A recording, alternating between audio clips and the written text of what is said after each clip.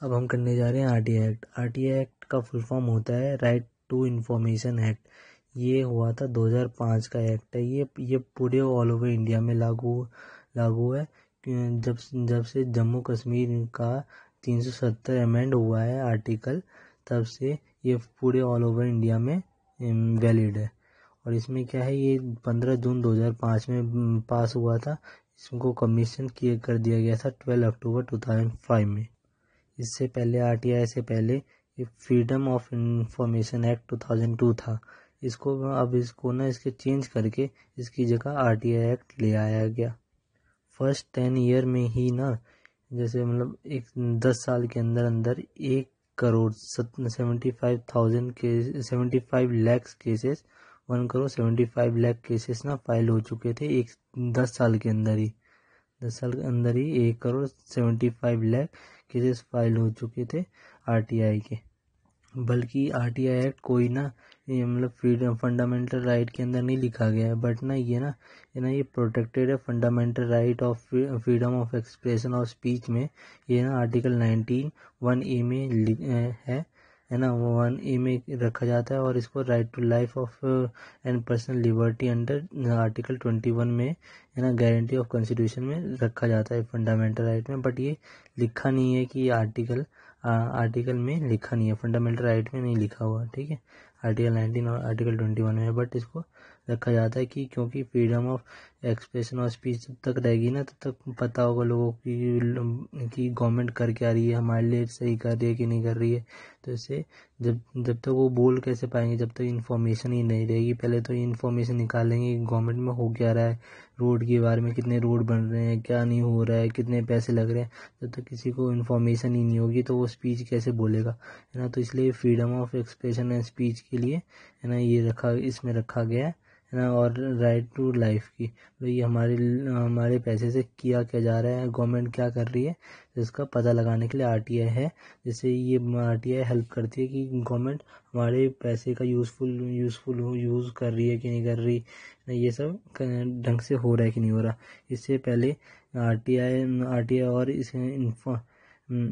RTI और freedom of information act से पहले ऐसा कोई कानून नहीं था। ये क्यों इसलिए कानून नहीं था, इससे पहले ना इन ऑफिशियल सीक्रेट एक्ट ना ज़्यादा प्रभावी था, है ना। इसके अंदर क्या था, ऑफिशियल सीक्रेट एक्ट में हमेशा गवर्नमेंट बोल देती थी कि हम नहीं देंगे आपको कुछ, क्योंकि ऑफिशियल सीक्रेट एक्ट में ये सब ना सारा सीक्रेट है ना। हम सीक्रेट चीज़ें नहीं देते, कोई भी डॉक्यूमेंट, जो भी सरकारी डॉक्यूमेंट है हमने किसी को नहीं देते।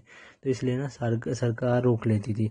और इसका ना हमेशा जुडिशरी बोलती थी कि तुम्हें देना चाहिए, क्योंकि तुम्हें ही तो वोट दे के दे रही है अपना फ्रीडम, मतलब वो देती है कि आपको वोट देती है। जब तक आप पूरा ट्रांसपेरेंसी जब तक नहीं रह पाएगा, जब तक तुम आरटीआई ये सब नहीं लाओगे। तो यही आरटीआई लाने का यही कारण था, जिससे पता चले, ट्रांसपेरेंसी रहे कि गवर्नमेंट क्या कर रही है कि नहीं कर रही, पीपल को पता लगना चाहिए, है ना। इसलिए ओएसए को ना धीरे धीरे ओएसए को कमज़ोर करते गए। ओएसए मतलब ऑफिशियल सीक्रेट एक्ट, जो वो क्या करता है कि ऑफिशियल डॉक्यूमेंट्स को रिलीज़ नहीं करने देता कॉमन पीपल के लिए। वो ना प्रोटेक्ट करता है कि एवरीथिंग जो ना सिक्योरिटी ऑफ कंसर्न होता है, जो डॉक्यूमेंट ऑफिस कंसर्निंग होती है। इसलिए वो ऐसे रोकता है कि कोई भी जो ऑफिशियल डॉक्यूमेंट है, जो सीक्रेट डॉक्यूमेंट है, वो रिलीज़ ना किया जाए। और ये आरटीआई हम ना प्राइवेट बॉडी पे नहीं लगा सकते, केवल ना ये ना गवर्नमेंट बॉडी पे ही लग सकता है। और ना ये ना एक तरह से ना हम ये नहीं बोल सकते कि मुकेश अंबानी के पास कितनी प्रॉपर्टी और कितने पैसे, हम ये नहीं लगा सकते।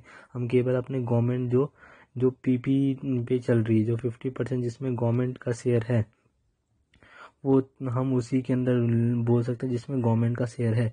ऐसी बात नहीं है कि हम रिलायंस के बारे में पूछने लग जाएं, टाटा ग्रुप के बारे में पूछने लग जाएं, वो गवर्नमेंट नहीं बताएगी कि हम पूछेंगे कि वो उनका इंटरेस्ट कितना फाइल करती है, ये नहीं बताएगी। क्योंकि वो पर्सनल इन्फॉर्मेशन है, जो केवल वो इन्फॉर्मेशन मिलेगी जो पब्लिकली इवॉल्व है। जैसे हम पब्लिक के पैसे लगे हुए हैं, पब्लिक का कुछ है ना, तभी आरटीआई में आरटीआई देंगे तभी वो बताया जाएगा। आरटीआई में हर चीज़ नहीं बताई जाती। जैसे हम बोल दिए कि न्यूक्लियर बम के कितने हैं हमारे पास, ये सब इन्फॉर्मेशन कोई थोड़ी ना देगा। ये वो सारी ऑफिसर सीक्रेट है, ऑफिसर सीक्रेट एक्ट से काट दी जाती है। जैसे आप डालोगे आरटीआई तो उसमें कैंसिल कर दी जाती है कि बोल देते हैं ये ऑफिसर सीक्रेट एक्ट में आता है ना, ये ऑफिसर चीज़ें हम नहीं देते। इस एक्ट के द्वारा दो चीज़ एस्टेब्लिश की गई, सेंट्रल इंफॉर्मेशन कमीशन और स्टेट इंफॉर्मेशन कमीशन, जिससे ना ट्रांसपेरेंसी और अकाउंटेबिलिटी है ना ठहराई जा सके सरकार की, जिससे पता चले कि सरकार क्या काम कर, पीपल का क्या भला हो सकता है। ये इम्पोर्टेंट है।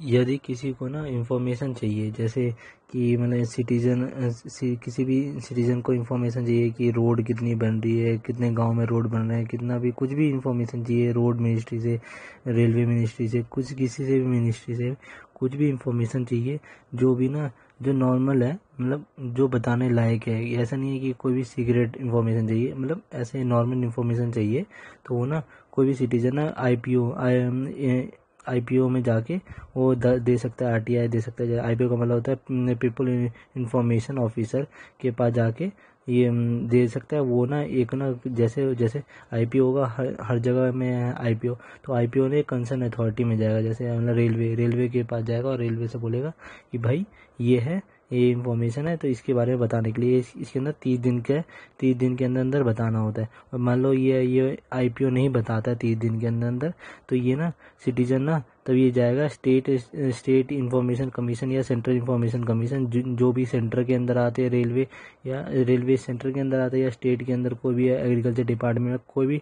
एग्रीकल्चर मतलब स्टेट के अंदर या सेंटर के अंदर जो भी डिपार्टमेंट में आपको जाना है वो जाके आप पूछ सकते हैं ना। वो जैसे अब आईपीओ ने नहीं दिया 30 दिन के अंदर, तो हम चले जाएंगे तब जाएंगे सेंट्रल इंफॉर्मेशन कमीशन या स्टेट इंफॉर्मेशन कमीशन के अंदर। उससे ना हमें वो 90 दिन के अंदर वो बताएगा।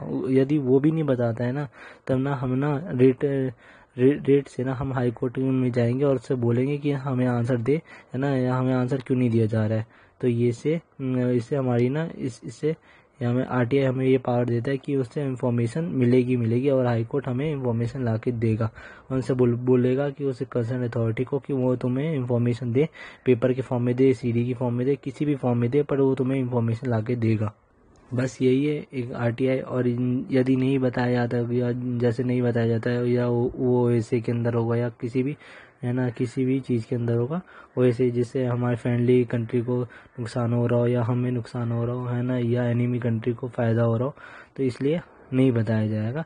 तो वो लिख दिया जाएगा या हाई कोर्ट में भी जाएगा तो ये बोल दिया जाएगा कि जब सरकार को नहीं बताने का मन होगा तो ये बोल देगा कि इससे हमारी कंट्री को मतलब नुकसान है, ये सब करके मना कर देंगे। बस यही है आरटीआई मतलब राइट टू इन्फॉर्मेशन एक्ट 2005 में आया था। बस यही सिंपल।